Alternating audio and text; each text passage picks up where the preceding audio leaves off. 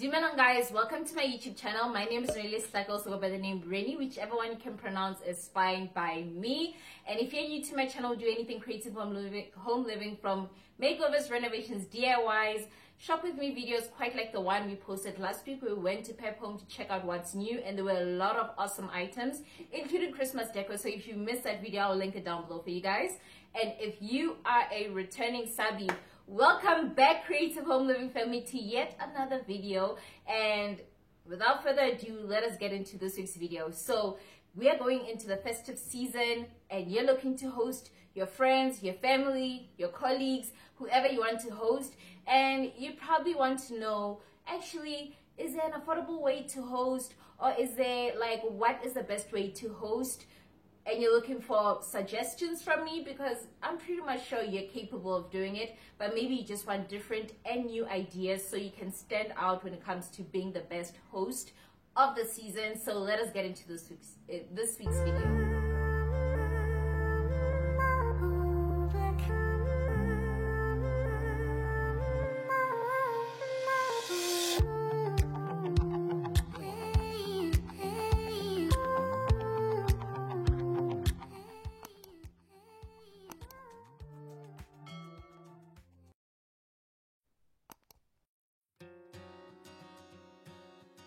Alright, when it starts off with the hosting, it's all about making your guests feel comfortable and feel good when coming into your home. So what's the first thing that I would say you need to think of when your guests come into your home? And the first thing is, you want your home to smell good when your guests arrive. So what you want to do is you want to take out that trash can, and you want to, clean. Obviously, a clean home is a very good home to make it's a very good start to make your guests comfortable. And probably you want to light up a candle, turn on your you can turn on your diffuser or have the reed diffuser. And I find that the one that I got from Mr. Price Home, the Happy Scent, I love it. I've plugged you guys on it so many times. I have it in my bathroom, specifically the toilet area, and it's nice because it's such a small space, and it lets out the scent very well. And as soon as you literally open the door to the bathroom, you catch a whiff of that scent. And my other favorite candle that they have at Mr. Price, which I've shared in my other videos, is here. So a couple of items will be from Pep Home, a couple of items will be from Mr. Price. So this candle retail for 130 rands, and this candle smells so good. It has a good hot and cold throw. So what I'm talking about is, it smells good even when you're not burning it, and it just smells good. Or you can turn it on. Try and turn it on maybe 30 minutes before your guests arrive, so that there can be a good wax pool in there, so that it's letting out enough scent for when your guests walk in. Or ideally, you can just turn on your diffuser just a few minutes before your guests arrive, just so the whole room can smell good. Or you can use a room spray so that your home can smell good. Now that your home smells good and your guests are about to arrive, you always want to have music playing, so that your guests are walking into a party that you already started. They're walking into a party that has already started, and it's not just awkward silence when they walk in. So basically, it could be a setting of you already having a party by yourself and they're just joining into the party. So that is nice. And always, when your guests walk in, give them the opportunity to actually change the music. Like, volunteer that information that, if you want to change the music, you can go here to change the music, so they feel more than comfortable to change the music and go for something that's more of their vibe. Because being a host is part of catering to everybody else's interests and needs and wants and all kind of stuff. So make them feel comfortable. Speaking of something that to advise them as soon as they walk into your home, also share the Wi-Fi password. Not that you want your guests to stay on their tech stuff or their phone or their whatever, but honestly, sometimes we live in areas or estates or complexes where basically maybe the network provider that they use doesn't have good network connection where you are. So you don't want them worrying the entire time that maybe their children can't access them, or their family can't access them, or their loved ones can't access them. So give them the Wi-Fi password. And I can't tell you how many times I've hung around my siblings, and I'm either hosting or my sister is hosting, and we're all there and we talk about something that we saw on social media and we show each other the video. So that's also a good reason why you want to share your Wi-Fi password. Or to share your Wi-Fi password, what you can do is you can simply just print out your Wi-Fi password and put it in a nice frame. Pep Home has beautiful frames that I was checking out that I'm also eyeing, that I want to update my gallery wall with. So you can have a look at those. Just put it either in the entry area when your guests walk in. You can let them know that, oh, you can simply just connect to the Wi-Fi. There's the Wi-Fi password.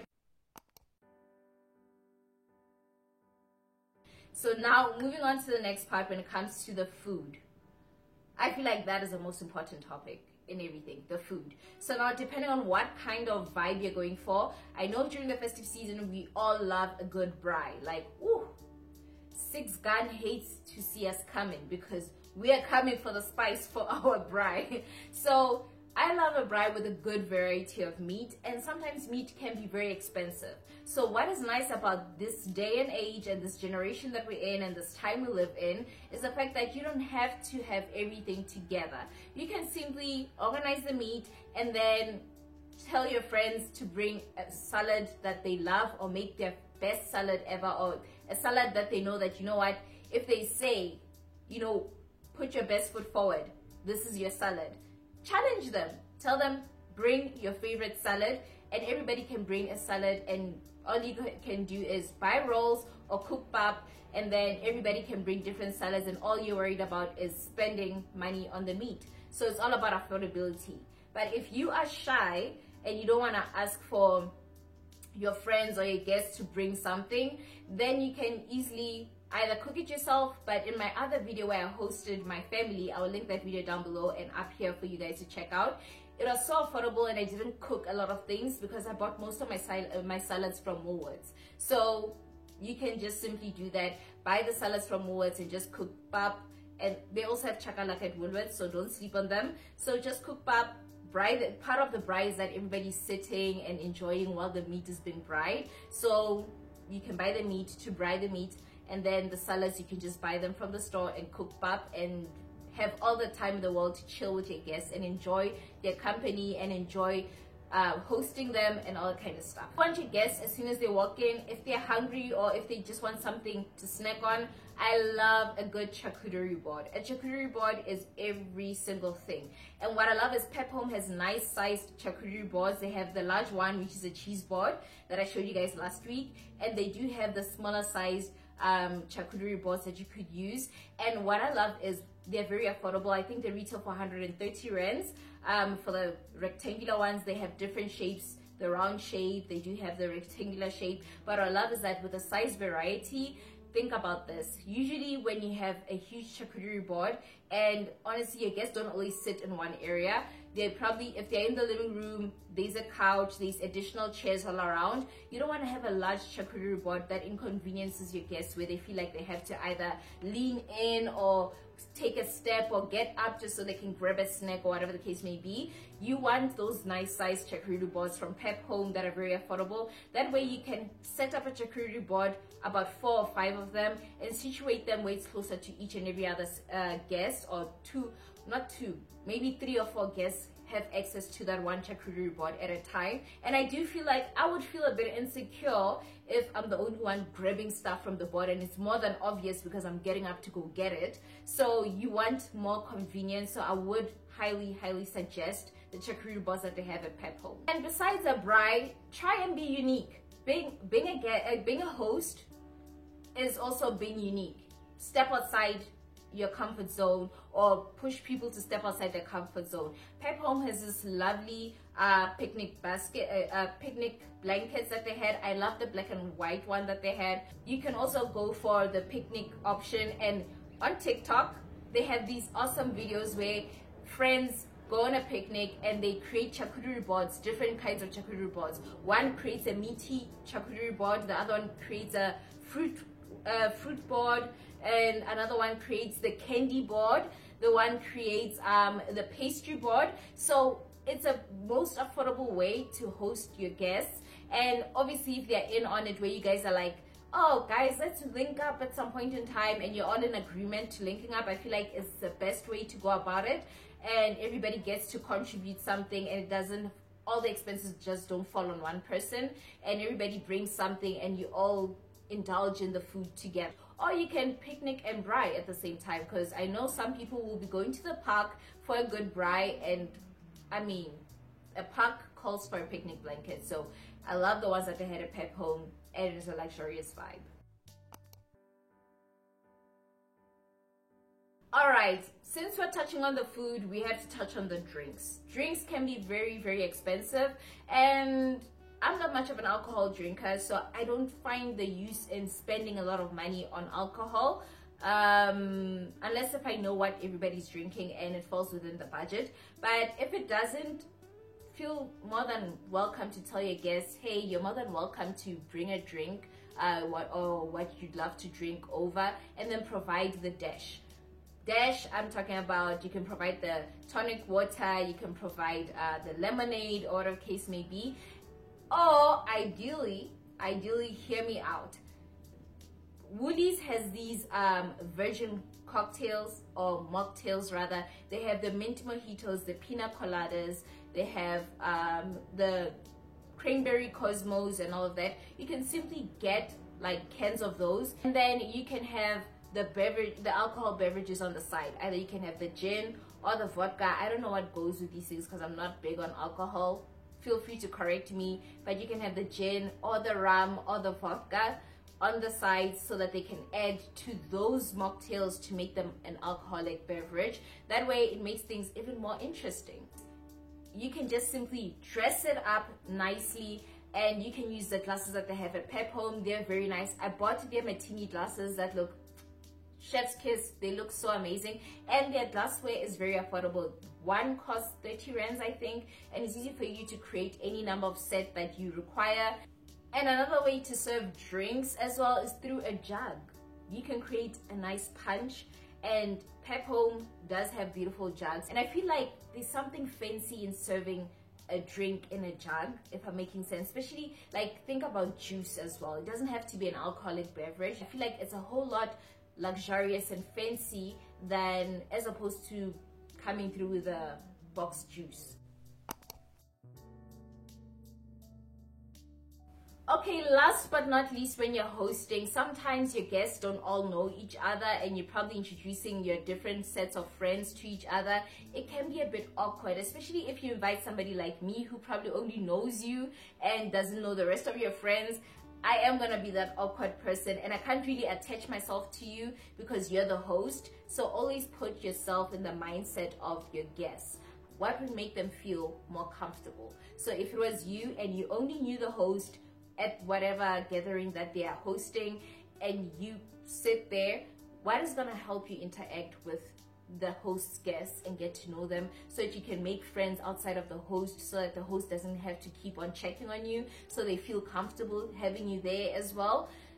That would be a game, right? So as a host, you want to have a good game going on, either 30 seconds or charades or Jenga.